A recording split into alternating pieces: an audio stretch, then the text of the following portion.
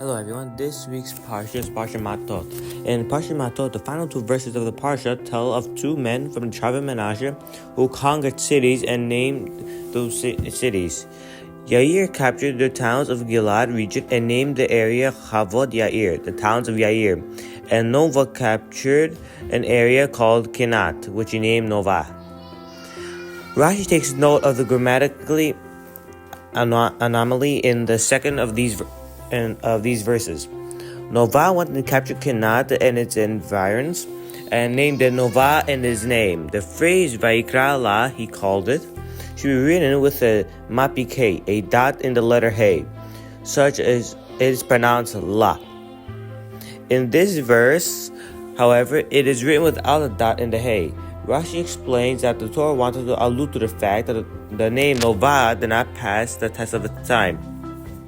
The name was soon forgotten, and the city was known by a different name. The Torah therefore punctuates the phrase without a dot in the haze, such as the word la would sound like lo, no, indicating the name Nova did not endure. A question immediately arises to why the fact the name Nova did not last when the name of Yair region, Chavot Yair, did.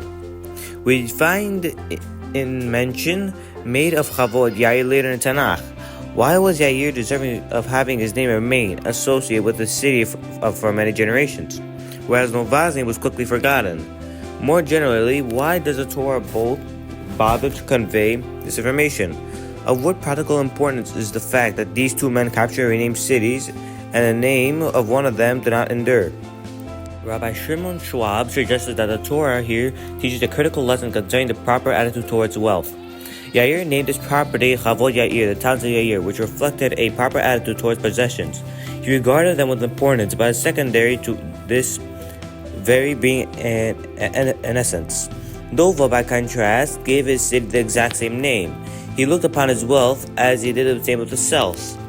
With this very essence, this is why he was punished. He failed to recognize that a person is not defined by how much property he owns or by how much wealth he has amassed. He did not understand that there is much more entailed in a person's essence aside from his financial status.